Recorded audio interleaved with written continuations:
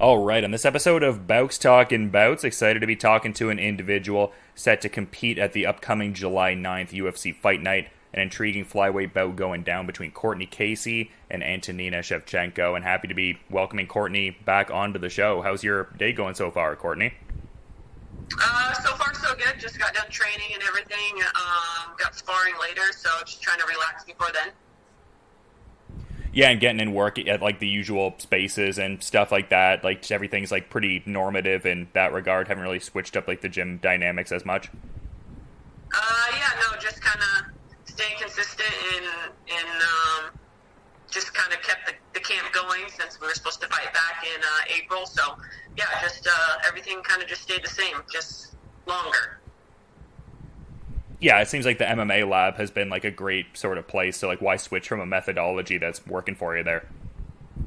Yeah, I love it there. It's a great environment, good training partners, good coaches, and yeah, just a good environment for me. And yeah, I'm happy. I'm happy where I'm at. Yeah, and it seems like you get certain like other cross training in there as much as like MMA lab is still the core base. Like the last time we were talking, it seemed like the Muay Thai coaches over at Golden Era, and then like Tim Welch with the Jiu-Jitsu, and then also like Legendary Athletics for the strength and conditioning there. So are those still like important key facets of what you're doing? Yeah, for the most part, everything stayed the same. The only change was that my strength and conditioning coach moved over to PFS. So he's over with like Brandon Harris and those guys over there. So the same strength and conditioning coach that I used to work with in the past with Brandon Harris. He's Sugar's strength and conditioning coach as well now. So my coach just kind of moved over there. And so yeah, it's a great environment to be back with Brandon and all those guys over at PFS. And then yeah, other than that, I mean, Golden Era and then Tim Welch's gym for my competition jiu-jitsu and everything like that, and then of course the MMA lab for everything else. And I'm sort of curious too, because when we were talking ahead of the Liana Jojua fight there, you were talking about how like the fact that the bout was previously canceled and then you had to move certain things around, like it was more almost like financially deflating than there was like a game planning utility to it. Is there a similar dynamic in this Antonina Shevchenko fight, being that it was initially scheduled for April? Yes and no. With Jakar being able to fight, being able to get back in there on his fight, and then him getting the bonus financially, we were a little bit more stable than we were last time, just because he wasn't fighting at the time. But having him back and active definitely helped as far as financial goes. But yeah, it was still, it's always hard when that, you think you're going to have a paycheck and then you don't. We just had to move some things around and stay a little cautious with what we do with our time and our money. And then as far as just, game planning for a longer camp, it was pushed back another 11 weeks. So it's a whole nother fight camp.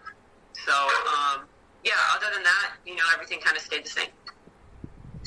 Well, that must be such a cathartic thing for, obviously Drakkar is, I imagine, immensely excited to get back to it, but I would think maybe you feel a similar way about it too. Just, that's a person you care about, getting back to doing something that they themselves care about too. So I imagine you were quite happy seeing him get back to it. Oh, absolutely. Yeah, it was nice seeing him back in there, and especially the performance that he had, it was great. So we just kind of built off that momentum. We were both in camp at the same time for that, and then my fight got rescheduled, his fight week. So we thought, okay, well, at least I'll just be in camp this time. We can kind of focus. But then he got a fight too, so he's fighting July 30th as well. So we're both back-to-back camps together. So it's been good. We were able to figure it out last time, so it kind of went a lot smoother this time. And yeah, it's good for us both being active and being able to go in there and do our job. Yeah, it probably is great for just like, getting into like fight time and having someone that really understands that dynamic and the commitment at home with it too. So I would think that's good. Like as much as it's an individual sport, I would think there's that like camaraderie and support through the preparation. Yeah, definitely. And, just having someone who understands that there's going to be highs and lows through camp and, going through weight cut and, being calorie deficient and all that kind of stuff. Tensions do get high, but we're able to work through it well, and yeah, we're a good team, so it all works out in the end. Yeah, and one of the last times we were talking, we were discussing your son King getting into playing soccer, and he had like a big goal celebration, and obviously you have your past in soccer there. It seemed like recently he was getting in some work at the gym. I was seeing the King Close hashtag, and it's a family thing on Instagram. Like, is it cool for you to see that sort of thing, like him kind of getting involved in certain gym aspects and stuff like that? I think I also saw him get a stripe on his white belt there in BJJ. Yeah, he's been in the gym since he was, I think like 6 weeks old. He's been at the gym, so he's seen us do everything, and he always gets in there. It's hard to get him to go into the kids' corner during practice. He wants to be right there, running laps with everyone, doing all the warm-up, and then getting in the cage and, trying his best to do what we do, but sometimes he gets in the way, so we got to put him in the kids' corner, which he kind of gets mad at, but he now knows that, he goes in the kids' corner for a little bit, and then he gets to do his 2 practices. He just started, he was doing jiu-jitsu at first, and then he got interested in the striking classes, and so now he's been doing back-to-back classes here and there when he chooses to. We don't really pressure him to doing it, but if he asks to do both, we let him do both. If he only wants to do one, he does one, but yeah, he's definitely getting more involved in the whole MMA thing. Yeah, it must be very exciting for you to see that there. Obviously, he's like super, super young, and you were just saying you're not going to like push him into anything necessarily. But like, what would the temperature level be? Like, say he gets to that age where he's maybe looking to start competing. Would that be something obviously you'd be supportive of whatever they end up doing, but would there be a certain level of apprehension almost like, I'd maybe prefer you do something else, but I'll support that? Yeah, we're just going to support him in whatever he wants to do as far as us being, athletes our entire lives, both in different sports, with me with soccer and Dre in wrestling. I think we understand that you got to give your kids breaks, and that's the main thing. Like, if he wants to train and fight and do all that, we're going to let him do it, but we're also going to make sure that he's doing it proper, and he's not over pushing himself at the same time, like he's definitely a very determined little kid, and I assume he's going to still be determined when he's older. So I think for us, it's just being able to let him know that sometimes it's a marathon and not a race. You don't have to rush into everything, and, martial arts you're going to learn every single day, so it's okay to take time off to learn and get better than constantly fighting and competing every weekend and things like that. Yeah, and I was seeing in an interview you did with All Access MMA there, it was saying that this was going to be the second last fight on your UFC contract. Is like the, I guess, ideal strength of schedule to like, finish out that contract this calendar year and then maybe renegotiate something thereafter? Like, how do you, I guess, see that end of things playing out? Hopefully I'll be able to renegotiate after this fight and get a new contract and kind of get that job security going into the next year. Depending on how this fight goes and how I come out of this fight, health-wise, hopefully be able to get in another fight before the end of the year and then go from there. But yeah, we'll see. We got to get through this fight first, and then I'll sit down and talk to Mick and see how things play out. Yeah, you can never really like be too presumptuous about what's going to happen necessarily. Like, even in your last fight where it seemed like a pretty comprehensive performance, like there's still that damage to the right hand there. So yeah, even in the winning outcomes and everything, still some residual damage you have to deal with sometimes. Yeah, definitely. You just got to make sure that, like I said, we're taking the time we need to heal and to grow as martial artists.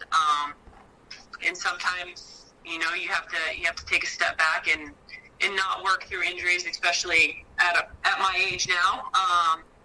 You take a little bit longer to heal from those things. So yeah, just being smart about it, just so I can make sure I have the longest career possible.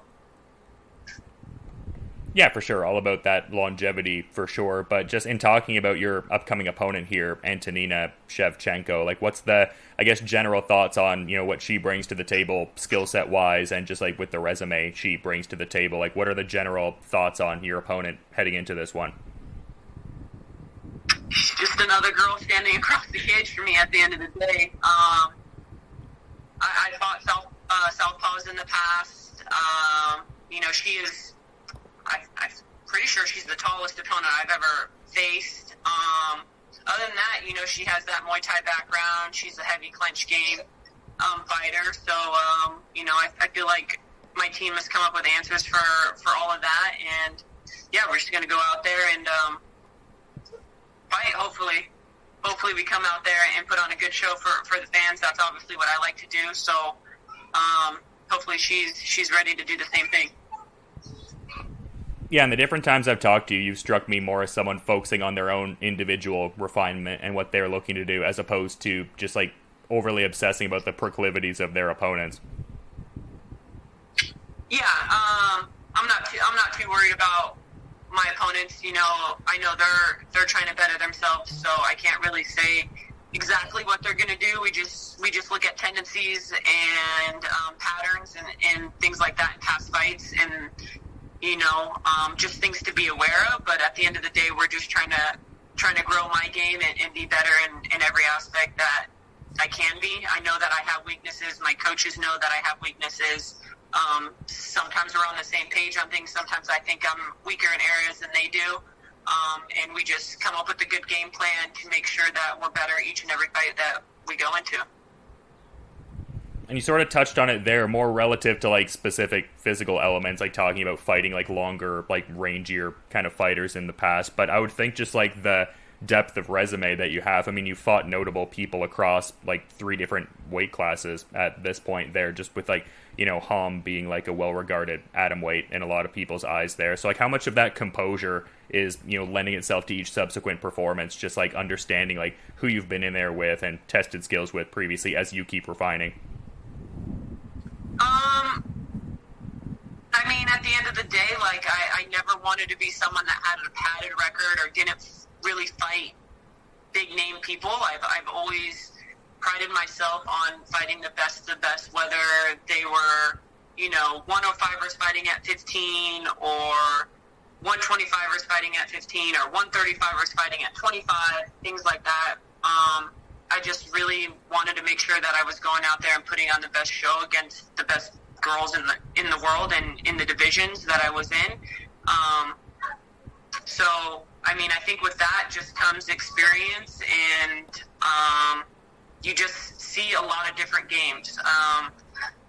With fighting at 115, that speed difference of those girls, and then now going to 125, they're a little bit slower, but they're bigger, so, we had to work on strength. Like, it's just adding little pieces to my game depending on what division I'm in and of course, what girls I'm fighting. I feel like I've always adapted well. I've never really been, in fights where I've never been in the fight. Like, I've never been just straight out beat up. So that's always good. But yeah, I've been on the wrong side of some decisions and things like that. But at the end of the day, I can hold my head up high and say that I fought the best girls in the world and I held my own. Yeah, and that too can sort of go into like the open scoring discourse that we were getting into like the last time we were talking, just in the context of you previously being a soccer player and now in this like newer sport, you don't have like a running account of what the different points are. But yeah, I mean, hopefully that can become a thing because yeah, it seems like, I mean, you put it well, like not like you're getting like blown out of the water, devastated. Like a lot of it is just like very close split decisions that like when you watch the fight, it's like, it could really go either way in a sense. Yeah, I mean, I think open scoring would be nice, but I mean, the game's still young, even though, we put on a lot of fights every year. UFC has a lot of fights every year. It's still really young. And I think that it's just going to continue to grow as far as how the scoring goes, how the judging goes, and things like that. There's going to be, good commissions. There's going to be bad commissions. And it's just one of those things. It's part of the game. And sometimes at the end of the day, the fighter just plays a better game than you do. They don't out-fight you. They just played the game a little bit better. Yeah, for sure. That's a good way to put it there. And one of the last things I kind of wanted to touch on there, because I thought this was an interesting post I saw a few weeks back. It was saying 4 years later, we finally got to share the mat with each other. You got to work with Meatball Molly there. What was that whole experience like there?